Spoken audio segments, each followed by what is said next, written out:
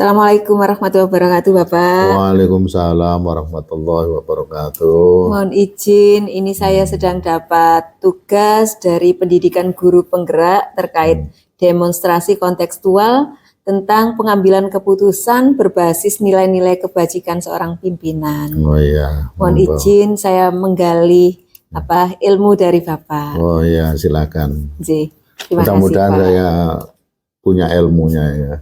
Ini Bapak, terkait pengambilan keputusan, selama ini kan masalah itu ada dikaitkan dengan pendidikan guru penggerak ini dibedakan menjadi dua, Pak. Ya. Yaitu masalah yang berkaitan dengan dilema etika sama rujukan moral. Rujukan moral.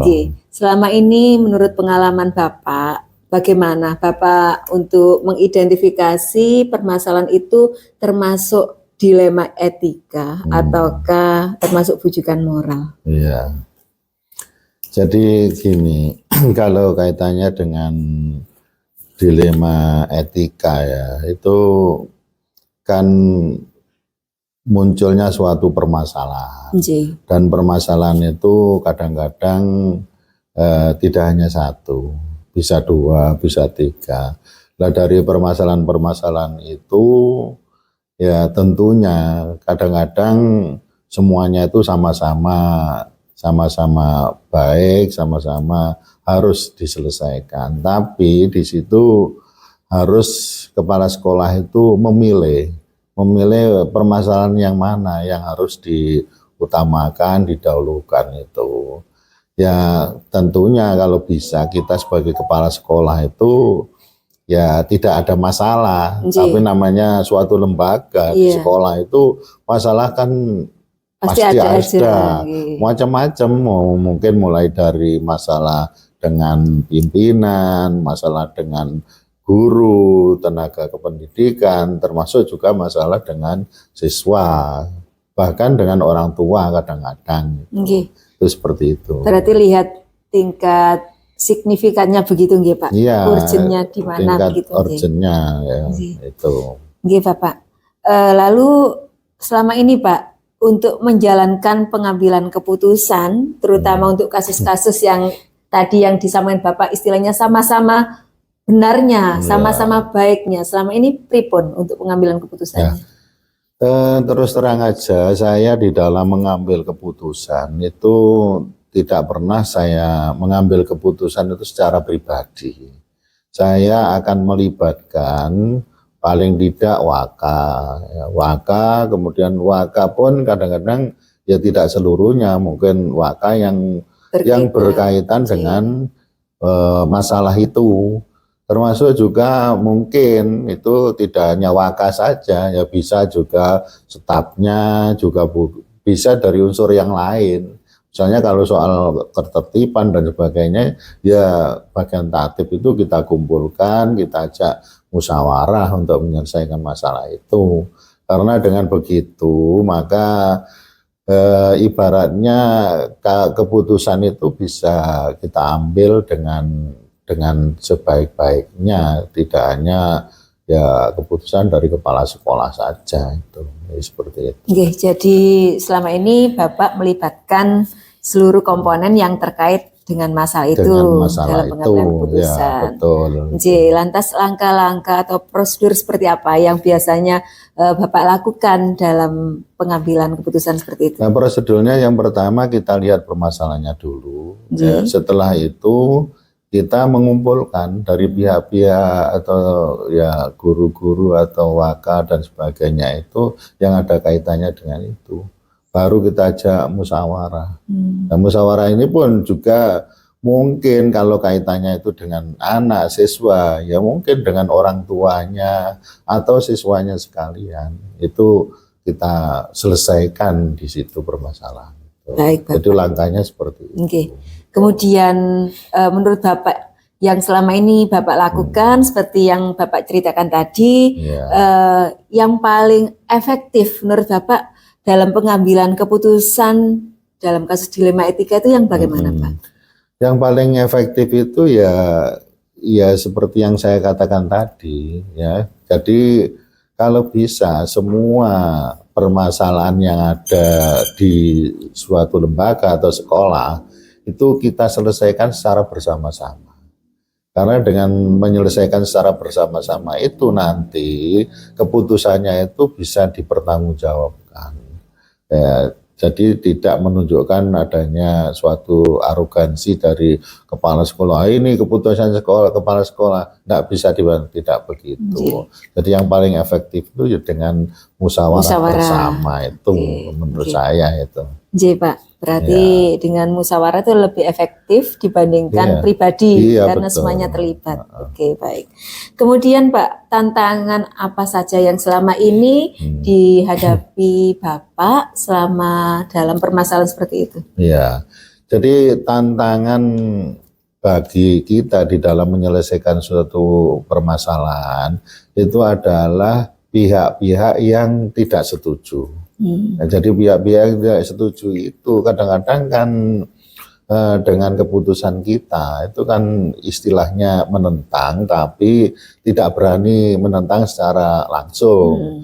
Nah, disitulah peran kepala sekolah itu harus bisa menyadarkan, bisa memberikan argumentasi, bisa memberikan penjelasan sehingga semua pihak itu akhirnya merasa istilah bahasa Jawanya itu legowo dengan keputusan itu, menerima apa yang kita putuskan itu. Nah, itu tantangannya itu hanya di situ. Jadi orang-orang yang menurut Bapak ada kontra sedikit gitu ya, yang tidak setuju dengan keputusan kita itu tantangannya. Kalau tantangan yang lain menurut saya nggak ada. Ya.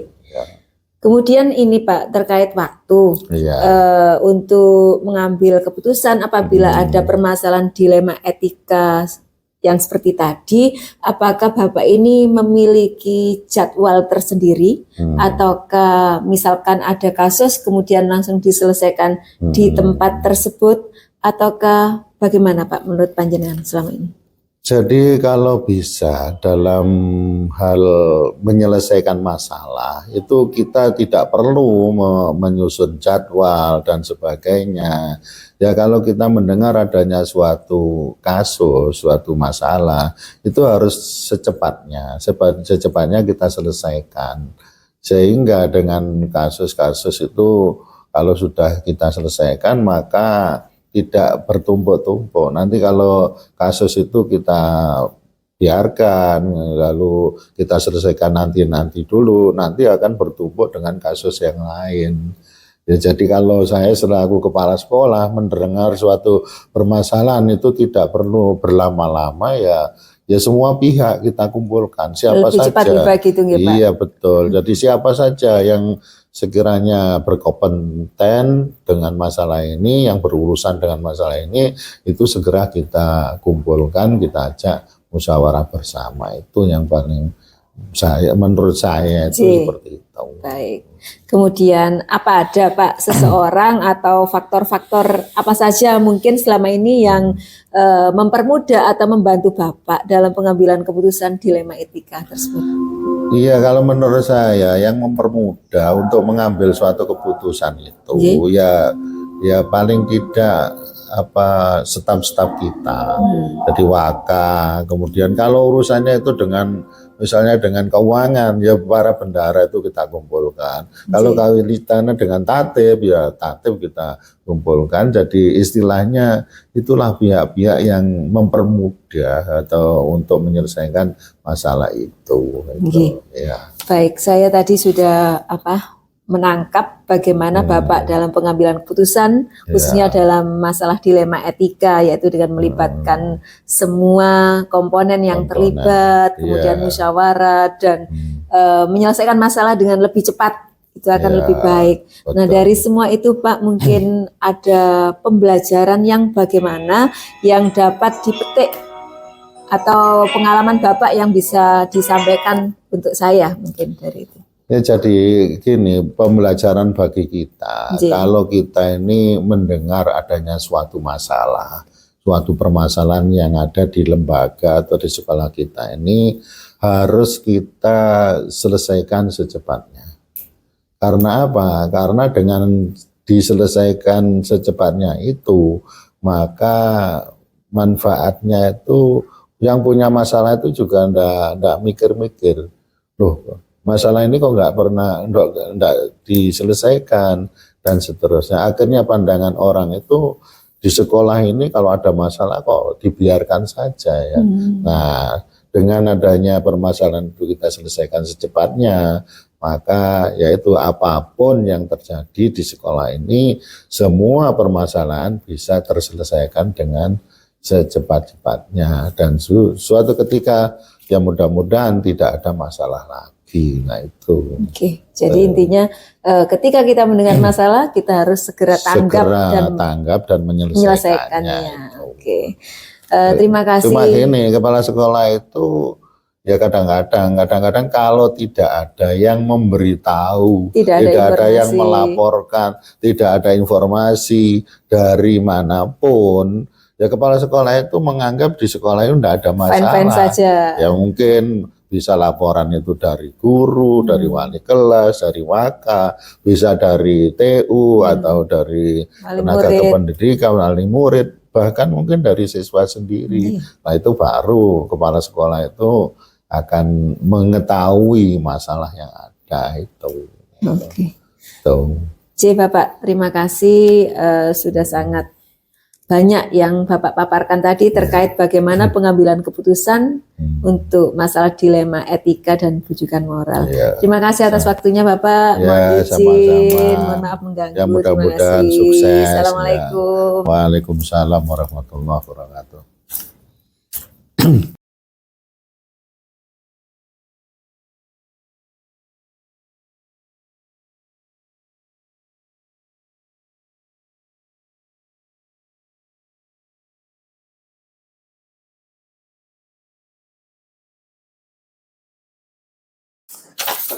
Assalamualaikum Bapak, ngapunten mengganggu waktunya. Selamat datang di SMKN 1 Sidoarjo. Ya, Pak, gini, saya ini ada tugas selaku calon guru penggerak. Saya ingin menimba ilmu terkait pengambilan keputusan panjenengan selaku kepala SMKN 1 Sidoarjo. Monggo.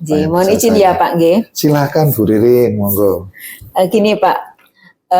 Selama ini panjenengan selaku pimpinan di SMKN 1 Sidoarjo ini bagaimana Pak kira-kira untuk mengidentifikasi permasalahan yang panjenengan hadapi ini termasuk dilema etika atau bujukan moral? Nggih. Siap. Ibu, yang jelas saya di SMKN 1 ini kepala sekolah yang dimana sekolah ini sudah sekolah besar, sudah posisinya COE, Center of Excellence, dimana yang jelas melihat keberhasilan dari orang-orang lama, insya Allah sekolah ini termasuk sekolah yang baik. Karena sekolah ini baik, otomatis personal yang berada di dalamnya adalah orang-orang yang sudah kualitas di bidangnya.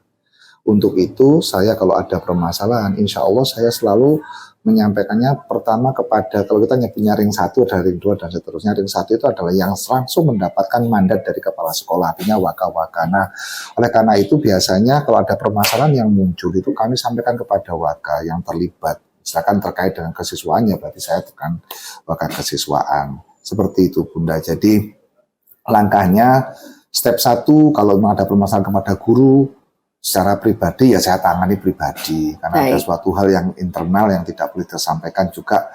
Jadi saya juga menjaga wibawa guru tersebut. Kira-kira seperti itu. Jadi ada permasalahan itu bisa di-flow-kan ke dalam waka ataupun juga secara pribadi harus saya keep silent tentang masalah itu. Jadi selama ini Pak Danu ini dalam mengambil keputusan selalu melibatkan ring 1 tadi, ring 1 yang dimaksud panjenengan. Kalau sudah permasalahan itu secara umum, secara umum, tergantung mana masalah yang harus kita share dengan ring 1. Gini Pak Danu, dalam permasalahan itu kan ada 2 Pak Danu, ada masalah dilema etika ketika kita dihadapkan 2 masalah yang ibarat gitu sama-sama lah posisinya, nilainya sama, dan bujukan moral. Nah, yang ingin saya gali di sini, bagaimana panjenengan bisa mengenali atau mengetahui apakah ini masalah ini termasuk bujukan moral ataukah masalah ini termasuk dilema etika? Kita ini ada hierarki Artinya ada kepemimpinan di atas kita, di mana kalau sudah kita tahu ada hal sesuatu itu, tapi ada dilema yang muncul di diri kita. Misalkan kita diperintahkan sesuatu oleh pimpinan yang atas, tetapi kita ini ada dilema ini kalau diikuti artinya ada aturan yang kita langgar, tetapi kalau tidak diikuti kita ini juga bawahan dari atasan. Untuk itu biasanya kalau hal seperti itu memang tidak pantas untuk saya sampaikan kepada bawahan, ya kami keep, dan keputusan itu biasanya kami dengan ada NKKS, ada teman yang sejawat, kita rembukan hal itu. Kita cari solusi mana yang di antara pilihan yang jelek, di antara yang terjelek, dan seperti itu. Jadi yang jeleknya apa, implikasinya apa, faktor kepentingannya seperti apa, itu kita timbang sampai sedetail mungkin. Sehingga kalau ada sesuatu, kita sudah siap pertanggungjawabannya seperti apa. Tapi kalau itu permasalahan yang di antara di luar. Kalau misalnya ada yang ke dalam, misalkan misal ini aja, ada seorang guru yang masih menggunakan dana siswa, kebetulan dia sendiri sedang kesusahan, misalkan putranya sakit, kemudian dia memegang dana siswa, misalkan itu dana kelas atau piknik ataupun dana sumbangan, maka saya hadapkan guru itu saya panggil sendiri dulu. Jadi informasi itu, ini kan dilema juga. Kalau memang diselesaikan, sekolahan ini harus nomor 1. Artinya jangan sampai kita nek jarane wong Jawa iku oleh iwake jok sampai budek banyune. Jadi secara arif kita menyelesaikan itu jangan sampai langsung diforkan kepada atau kita bentrokkan dengan siswa. Jadi kita tetap kepala sekolah ini nomor 1, artinya wibawa sekolah itu menjadi tanggung jawab atau amanah yang tinggi. Oleh karena itu hal yang memang bisa kita keep silent, artinya menyelesaikan permasalahan itu dengan baik, yaitu dengan gurunya mungkin membuat surat pernyataan secara pribadi dan seperti apa sehingga guru tersebut terketuk dan sampai ada ring tingkatan. Berarti kalau Bu sampai misalkan 1 bulan ini belum bisa terpenuhi, maka nanti saya melapor ke A, B, C, karena kan masih ada bagian kepegawaian, bagian ini, sehingga harapan kita dilema itu terselesaikan secara internal terlebih dahulu, belum sampai masuk ke floor. Kalau sudah sampai misalkan 1 bulan, 2 bulan ternyata masih belum, akhirnya kita ajak Waka untuk silang pendapat, untuk memberikan pendapat bagaimana seharusnya teman kita. Insya Allah kita sebagai kepala sekolah baru, mungkin yang teman-teman sudah tahu, Waka, semua guru yang ini sudah tahu ini Pak Gaiso, Pak, sampai dengan cara halus gitu nggak bisa, harus dengan cara agak keras seperti ini. Biasanya mereka tahu persis apa yang harus dilaksanakan. Karena itu kami berikan ada masukan-masukannya kami. Seperti itu kira-kira. Baik, itu kan langkah-langkah Pak ya untuk menyelesaikan permasalahan ketika panjenengan dihadapkan dilema etika seorang guru tadi yang kebetulan memang dia butuh, lalu kebetulan dia memegang dana siswa, entah itu kas atau apa, terus dipakai dulu panjenengan dengan memanggil.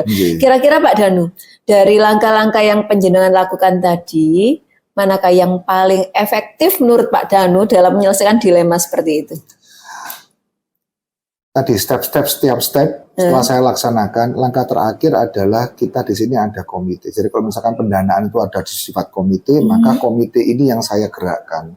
Tetapi tetap pada tata aturan, insya Allah kondisi seperti ini jangan sampai membuat gaduh suasana. Sehingga kalau dengan komite ini posisi di luar antara teman, dan sehingga insya Allah teman ini juga memahami. Ini bukan karena Pak Danu, karena Pak Danu sudah ada komite, sudah dipegang orang lain, sudah memegang yang ini, sehingga secara hukum seperti apa akan diselesaikan ini. Insya Allah itu berhasil ini dan sudah terbukti.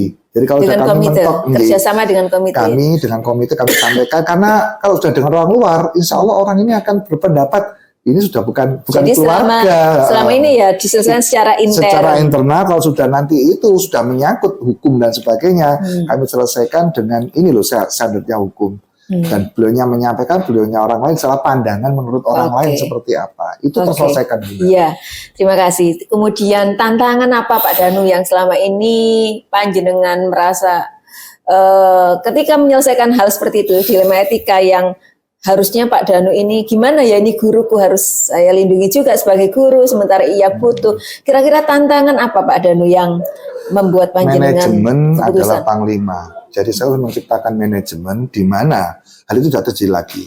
Jadi mulai menjadi manajemennya saya jadi manajemen yang menjadi panglima. Misalkan pembayaran tidak boleh pada wali kelas. Pembayaran tidak boleh kepada personality tapi kepada sistem. Jadi sekarang contoh sekarang kita agak sungkan, terkadang prakerin, Bapak Ibu guru harusnya meninjau setiap itu bentuknya Lokasi. meninjau lokasi, tapi kadang-kadang dititipkan sama si anak. Ini kan dilema kita. Nah, sistem kita ciptakan. Bagaimana menciptakan sistem itu? Maka saya membuat program presensi kehadiran itu harus dilaksanakan gurunya, HP-nya terdaftar, kemudian gurunya share lokasi. Jadi IT harus kita gerakkan. Jadi manajemen menjadi panglima itu kunci. Kalau sudah seperti itu, insya Allah kita bergeraknya sudah by sistem. Kalau sudah by sistem, orang mau dari sistem yang kita perbaiki, kita perbaiki. Ini perancangan ini, nanti pengambilan dananya ke siapa, terus tanda tangannya tanggal berapa, sehingga kemungkinan Bapak Ibu guru mau titip ke siswa atau seperti apa tidak terjadi. Dan siswa pun juga sekarang kita by sistem sudah. Jadi sistem yang ditata ya sebagai tantangan untuk memperbaiki hal itu. IT itu yang kita tata. Dari pembayaran ini semuanya sekarang kita by sistem. Tadi Pak Danu sudah menjelaskan prosedurnya, langkah-langkahnya. Kira-kira kalau panjenengan tadi dihadapkan masalah dilema etika seperti yang panjenengan ceritakan itu, penyelesaiannya Pak Danu, apakah panjenengan ketika mendapat laporan itu tadi, apakah langsung di tempat ataukah panjenengan jadwalkan tersendiri, ataukah di mana yang panjenengan bisa menyelesaikan hal itu? Secara waktu. Kalau secara waktu, nyun sewu, seperti kalau ada nyun sewu jamnya ada yang perselingkuhan dan sebagainya, maka saya kalau memanggil biasa bahkan saya di rumah. Tujuannya supaya tidak ramai kalau seandainya saya memanggil orang. Berarti nggak di saat itu ya, maksudnya jadi ada waktu tersendiri ada ya. Pelaporan, Pak, guru sama ini sebenarnya sebagainya, maka saya panggil tersendiri di rumah, saya selesaikan dengan baik dan saya berusaha mengakurkan semuanya, keluarganya kami minta untuk hadir, dengan begitu insya Allah kekeluargaannya jadi ada waktu tersendiri, bukan malam di TKP dan sebagainya. Jadi kita usahakan nomor satu tadi Bu, jadi kondusif dari pihak sekolah nomor satu, jadi pegangan amanah, ini tidak boleh kita serta-merta menyelesaikan satu masalah yang penting tuntas, tapi implikasi dari masalah itu yang kita pikirkan. Nanti ini sampai ke arah mana? Saya ingin tahu juga Pak, ketika panjenengan sudah menceritakan semuanya, hal-hal apakah yang membuat panjenengan lebih mudah, mempermudah dalam hal pengambilan keputusan terkait dilema etika tadi? Yang pertama, kita setiap masalah itu dicari dulu akar permasalahan atau root cause. Jadi root cause-nya kenapa ini terjadi. Kalau sudah itu kita menyelami dulu karakter dari personalitinya. Terus kemudian seperti tadi saya ungkapkan, ini mana yang bisa saya betulkan dari sisi ini. Jadi kalau nomor satu ya tadi itu, karena permasalahan muncul berganti, berubah terus. Nah, perubahan ini terus mati nggak bisa statis, harus dinamis. Nah, seorang kepala sekolah sebagai leader otomatis istilahnya kalau ngomong itu sendiko pandito ratu gitu. Oleh karena itu kalau kita ngobrol atau ngomong sesuatu itu benar-benar harus kita cerna. Implikasinya baru saja kita nanti mendatangkan misalkan tadi di ring satunya saya datangkan atau seperti apa. Ini kita sudah punya pola-pola nanti ini hasilnya seperti ini, kalau mendapatkan ini konsekuensinya apa. Sehingga nanti tetap meminta teman-teman untuk keep silent atau ini diflorkan atau tata cara yang terbaik. Kata kunci adalah kita komunikatif dengan semuanya. Satu kata kunci, akar permasalahannya ya Pak ya. Akar permasalahan itu yang harus kita gali sehingga kita bisa mempermudah bagaimana untuk mencari keputusan tadi. Terakhir Pak Danu, dari pengalaman panjenengan yang sudah panjenengan ceritakan tadi, kira-kira pembelajaran apa Pak yang bisa kita petik dari pengambilan keputusan dilema etika ini? Jadi sekali lagi permasalahan itu pasti muncul. Kebijaksanaan itu adalah yang terpenting. Kita tidak bisa kaku mengikuti rule atau aturan yang berlaku. Seorang kepala sekolah nomor satu adalah bijaksana. Nah, bijaksana inilah yang harus dituntut, karena tidak serta-merta kita memakai pedoman A, pedoman B, pedoman C.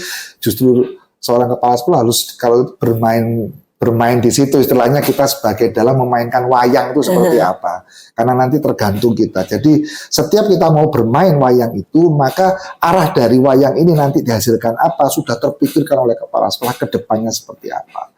Jadi yang kita petik dari sini adalah ya kita sebagai seorang kepala sekolah harus satu, sabar, terus kemudian teliti dalam meneliti masalah, terus kemudian akar permasalahannya dicari beserta juga solusinya. berpedoman pada aturan, tapi harus melihat yang lainnya. Meskipun aturan itu harus kita pelajari dulu, harus kita pahami, sehingga nanti disampaikan kepada bersangkutan atau personality yang terjadi kesalahan itu, beliaunya memahami secara benar. Artinya kita menjalankan bukan like and dislike, tetapi memang benar-benar inilah yang harus kita laksanakan karena terjepit dari kondisi-kondisi seperti itu. Begitu Bunda. Alhamdulillah, terima kasih banyak Pak Danu atas ilmunya dari yang sudah panjenengan ceritakan tadi. Saya banyak sekali menimba ilmu bagaimana pengambilan keputusan dilema etika. Kita bisa silaturahmi terus sehingga ilmu itu akan datang dari jenengan juga masuk ke saya. Terima kasih Pak Danu, mohon izin. Sukses selalu untuk panjenengan Bu Ririn. Assalamualaikum. Waalaikumsalam warahmatullahi wabarakatuh. Lancar jaya untuk semua. Monggo.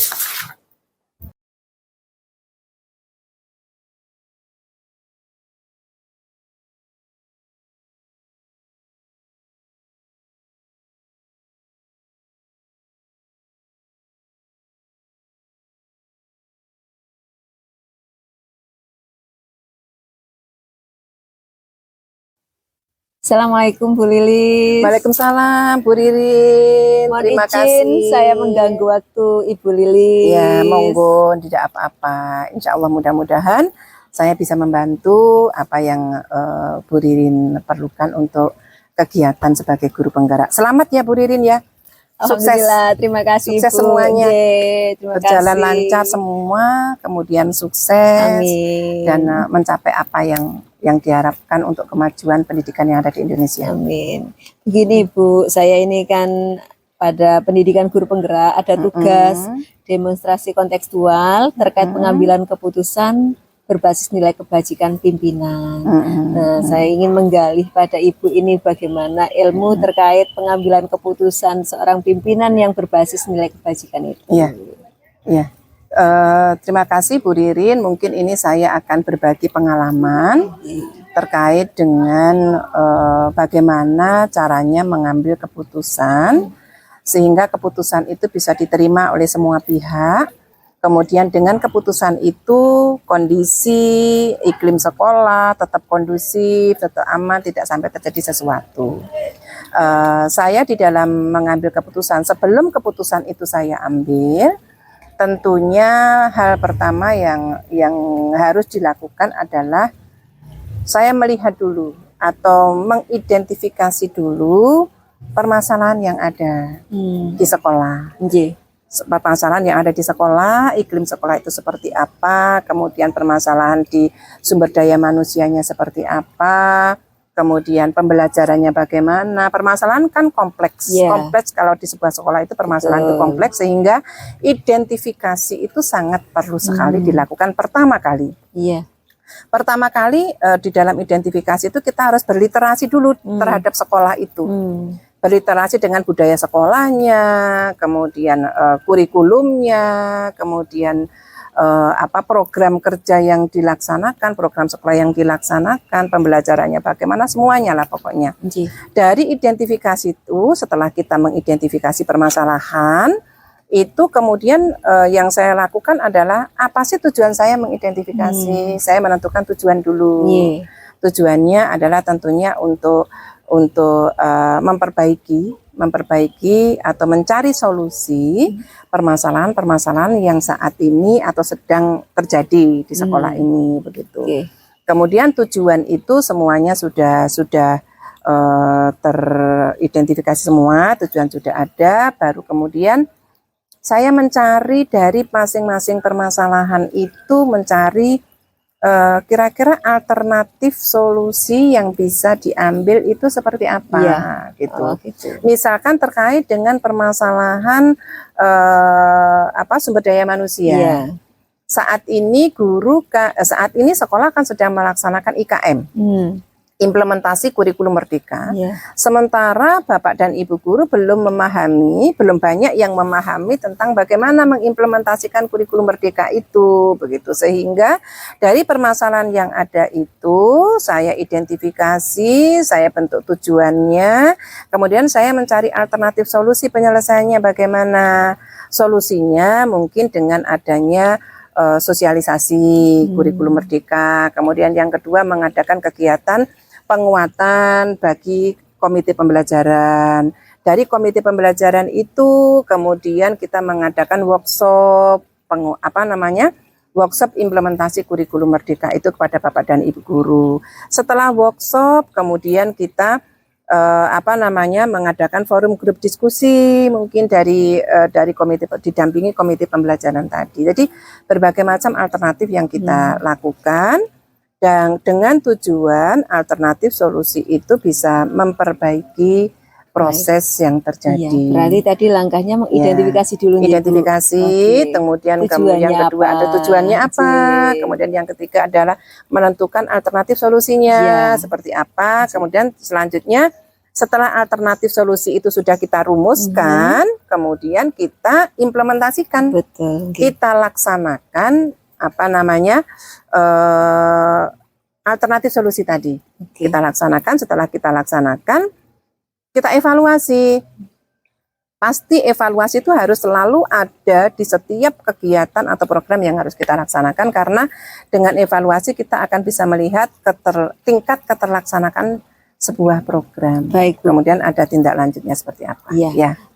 Untuk identifikasi ini, Ibu tadi kan sudah menyebutkan identifikasi masalah. Dalam pendidikan kami ini, identifikasi masalah ini dikelompokkan dua, Ibu. Dalam dilema etika sama bujukan moral. Kira-kira bagaimana cara Ibu untuk mengidentifikasi manakah ini masalah yang tergolong dilema etika, manakah ini masalah yang masuk bujukan moral? Iya. Kalau dilema etika itu kan kadang-kadang kita dihadapkan dalam sebuah masalah yang ini benar, yang ini salah. Kemudian ada kelompok-kelompok seperti itu, Bu. Kelompok-kelompok yang kelompok besar ini menghendaki seperti ini, sedangkan kelompok kecil ini seperti ini. Dari situ tetap kita senantiasa, kalau saya komunikasi, berkoordinasi, kita mencari solusi yang terbaik, tidak membela salah satu sisi, tetapi kita mencari solusi yang terbaik untuk kebaikan kedua belah pihak. Yang salah, terkadang keputusan itu kan kadang-kadang juga ini ya, Bu, tidak semua orang bisa menerima ya, Bu ya. Jadi intinya seperti itu, jadi tetap harus ada komunikasi yang pada akhirnya keputusan itu diambil memang untuk kebaikan bersama. Itu kemudian kalau ini, Bu, etika tadi. Dilema etika. Kadang kan kita bingung ya, Bu, antara A sama B. Iya, kalau sudah di lapangan itu kadang-kadang kita memang dihadapkan di dalam situasi seperti itu. Iya. Tetapi kita tetap harus mengambil sebuah keputusan. Tapi keputusan itu harus tidak memihak di satu sisi, tetapi bisa mengakomodir semuanya dengan catatan atau dengan cara tadi berkoordinasi, komunikasi, mencari jaring pendapat dan lain sebagainya. Baik, Bu. Kemudian dalam menjalankan pengambilan keputusan selama ini, Bu, kalau misalkan itu tadi yang Ibu sebutkan, ada kasus-kasus yang keduanya ini mungkin sama-sama benarnya, keduanya sama-sama baiknya. Lantas bagaimana? Selama ini kalau Ibu dihadapkan seperti itu. Nah, itu kadang-kadang kita memang di dalam pengambilan keputusan itu kedua-duanya ini sama-sama benar, itu ya kita bisa ini, Bu, mencari solusi bersama-sama. Yang terpenting keputusan tersebut itu tujuannya adalah untuk perbaikan proses semuanya. Misalkan yang satu ingin, misalkan ada terkait dengan kurikulum merdeka. Yang satu ingin mengadakan PKB untuk peningkatan kinerja guru tadi. Yang satu mungkin tidak PKB, tetapi yang satu itu mungkin membentuk komunitas belajar aja cukup, di sekolah aja cukup, tidak perlu kita mengadakan workshop dan lain sebagainya. Tetapi dari situlah kita juga tetap harus koordinasi untuk mencari yang terbaik, tapi kedua-duanya itu terakomodir begitu, sehingga semuanya bisa terlaksana dengan baik tanpa harus menyinggung satu pihak. Tetap ada komunikasi yang baik sehingga suasana situasi tetap kondusif. Bagus, iya. Kuncinya adalah di komunikasi. Apapun itu kuncinya adalah di komunikasi. Bagaimana kita memahamkan kepada seluruh warga sekolah atau kepada Bapak Ibu guru yang terlibat terkait dengan program yang akan kita laksanakan.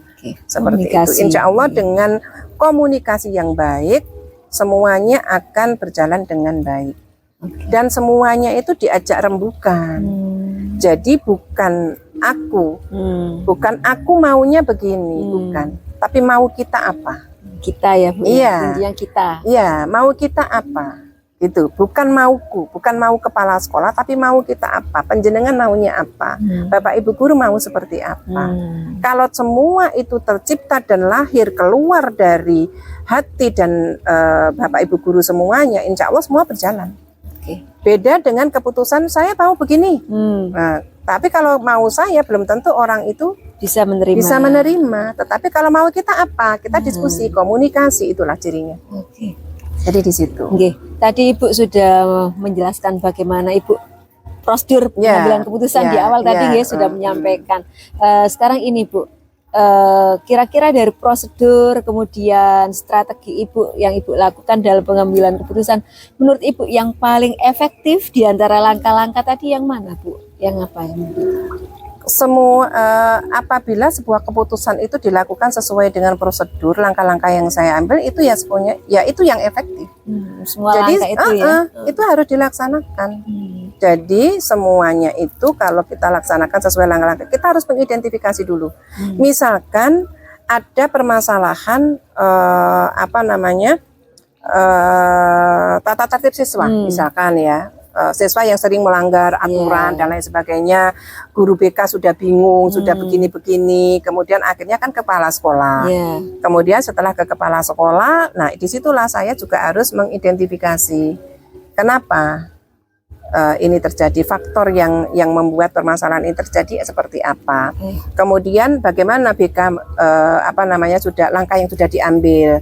Misalkan kalau terlambat sehari sekali mungkin ada teguran lisan begitu. Kemudian terlambat beberapa kali mungkin ada teguran tertulis. Kemudian sudah lisan, sudah tertulis, sudah ini tapi anak tetap tidak masuk sekolah misalkan. Nah, itulah makanya perlu pemanggilan orang tua. BK sudah manggil orang tua belum? Misalkan seperti itu harus dievaluasi. Kemudian setelah itu BK di saat Bapak Ibu guru itu belum bisa menyelesaikan, pasti ke saya di saat itulah nanti kita akan diskusi panggilan orang tua. Nah, panggilan orang tua kita komunikasikan dengan orang tua tadi, dan itu harus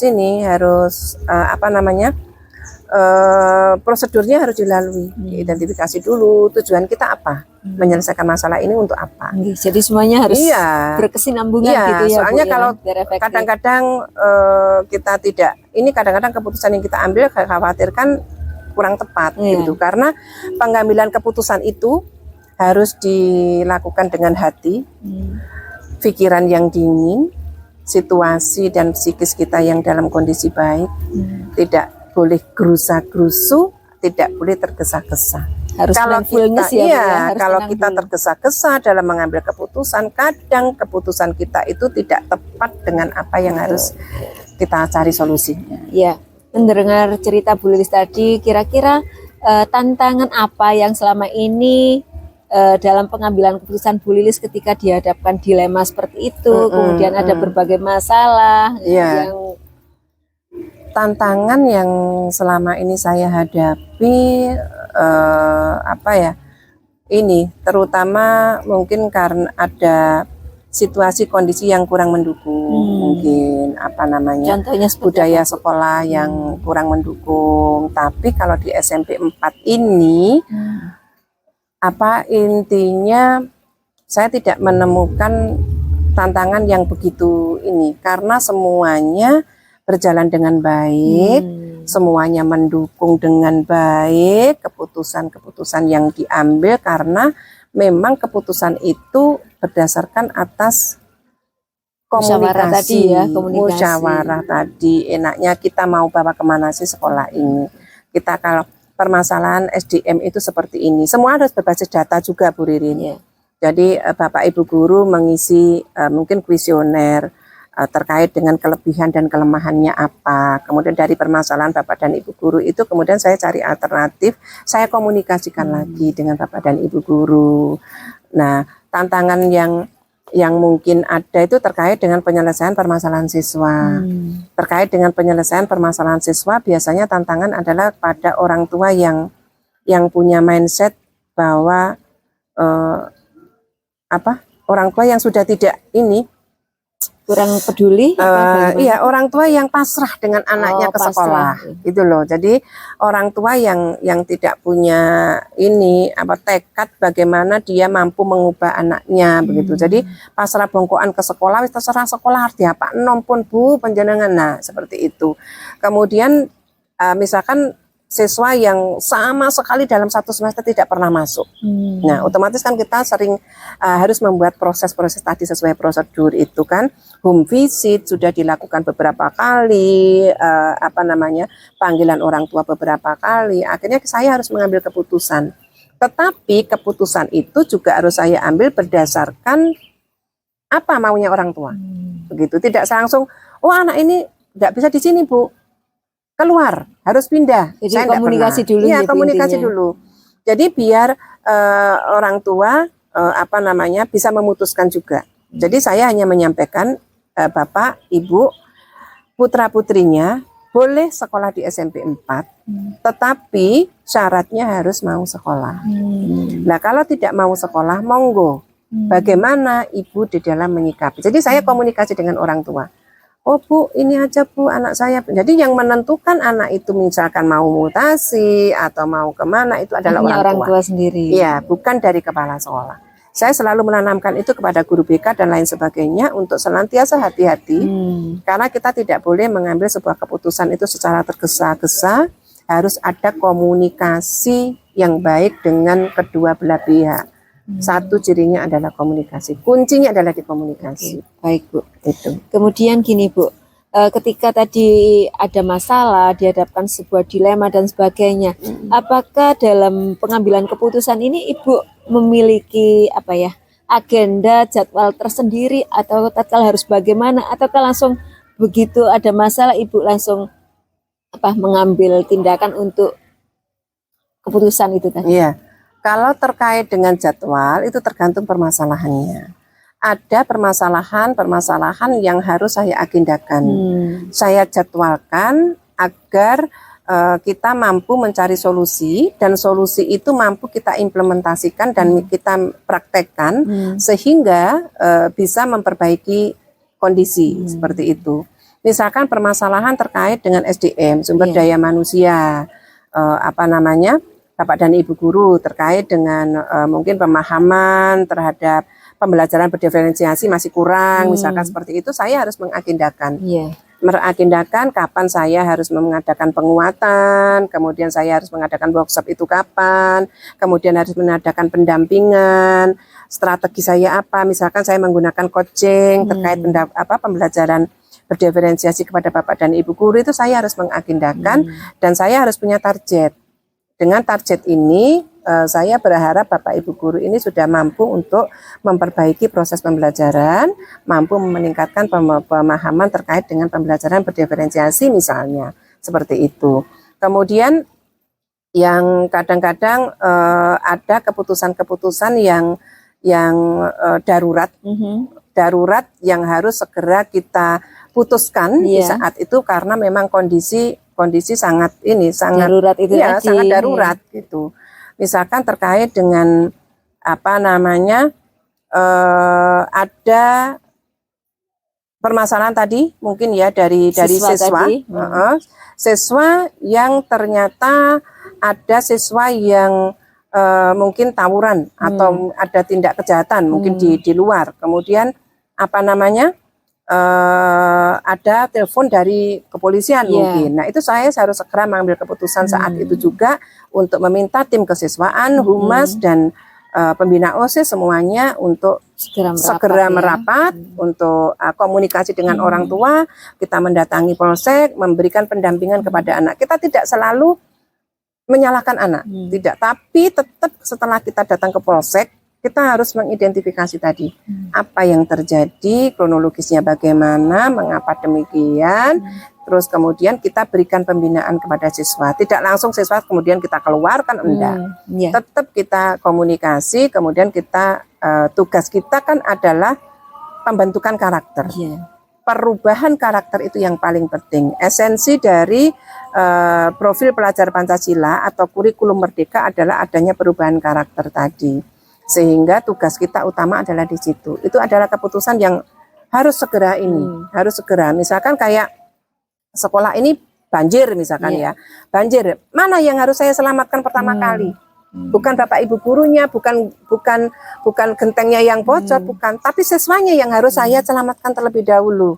Itu manusianya yang harus saya selamatkan dulu, barulah setelah siswa itu terselamatkan, barulah saya mengidentifikasi mengapa terjadi banjir. Oh, karena selokannya mungkin mampet. Oh, karena ini, karena itu, misalkan kelas yang bocor atau apa itu siswanya dulu kita bawa ke pindah tempat dulu, selamatkan dulu, baru kita mengidentifikasi penyebabnya apa. Tapi siswanya sudah terselamatkan. Tergantung bagaimana permasalahannya tadi. Permasalahan. Ada permasalahan bisa dijadwalkan, ya kita jadwalkan, kita urgent ya langsung gitu. Langsung ya, tergantung permasalahannya. Ada yang harus ini, ada yang seperti halnya permasalahan terkait dengan pengelolaan keuangan. Nah, pengelolaan keuangan itu atau RKAS, kemudian apa itu kan harus terencana. Iya. Harus ternyata pertama kita harus menyusun EDS dulu, membaca rapor pendidikan dulu. Dari rapor pendidikan kemudian kita mengidentifikasi, membedah rapor pendidikan masing-masing komponen itu kita kelemahannya di mana, itu terjadwal.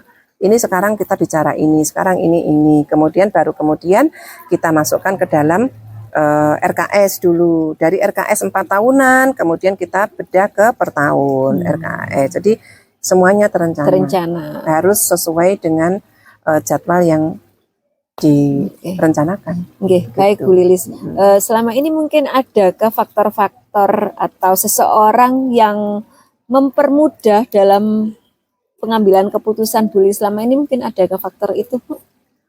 Faktornya ya tentunya ini ya,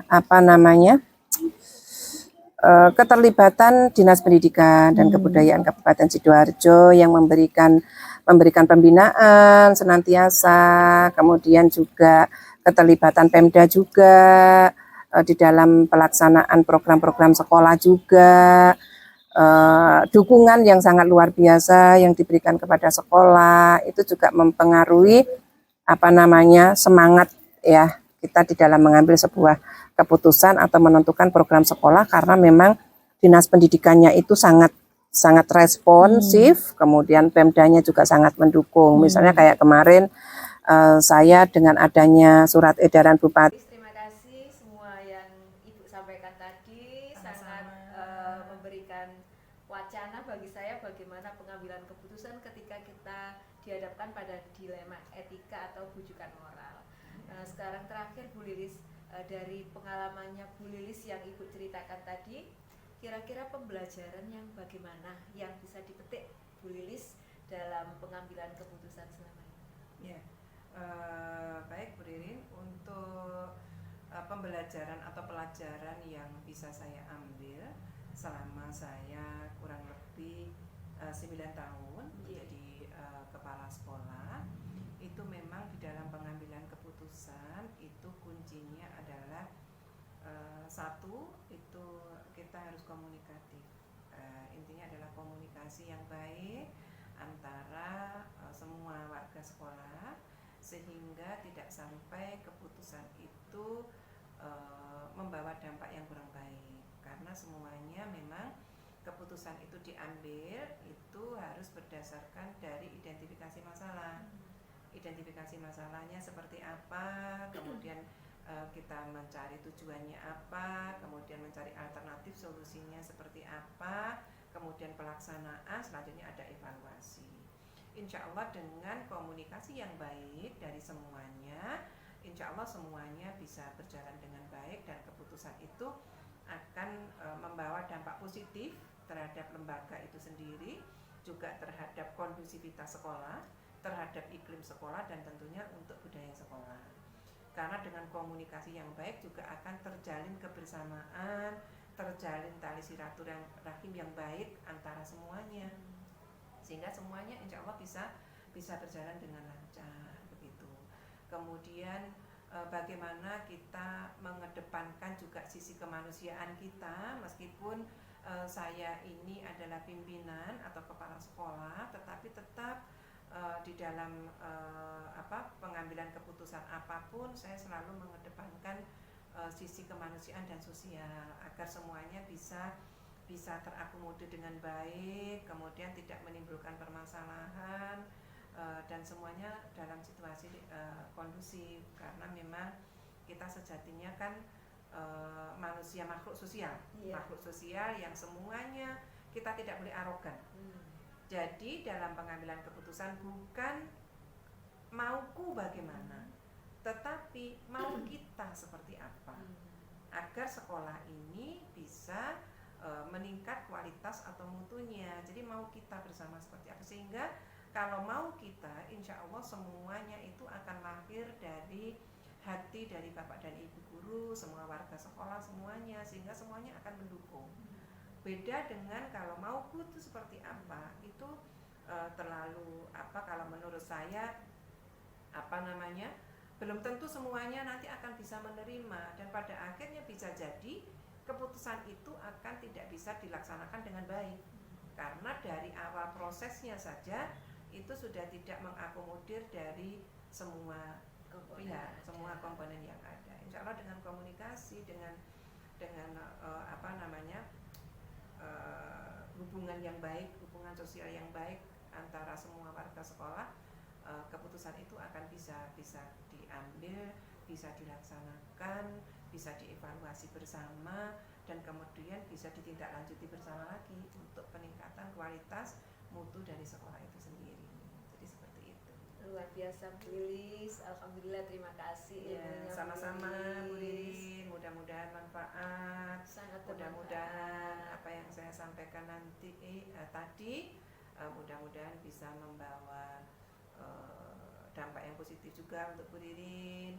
Semoga bisa menjadi inspirasi Bu Ririn tatkala nanti Bu Ririn akan naik ke jenjang yang lebih tinggi, ke level yang lebih tinggi. Mudah-mudahan Bu Ririn juga senantiasa sukses, bisa melampaui proses dalam mengikuti pelatihan guru penggerak.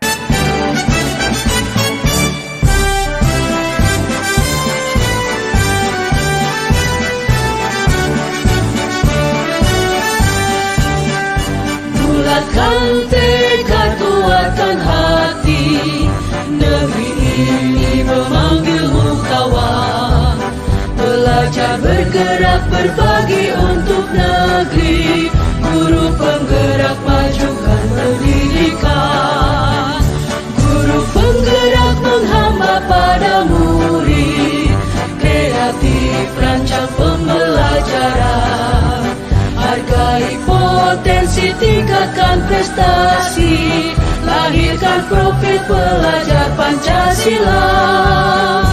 Belajar kuatkan hati, negeri ini memanggilmu kawan. Belajar bergerak berbagi untuk negeri, guru penggerak majukan pendidikan. Guru penggerak menghamba pada murid, kreatif rancang pembelajaran.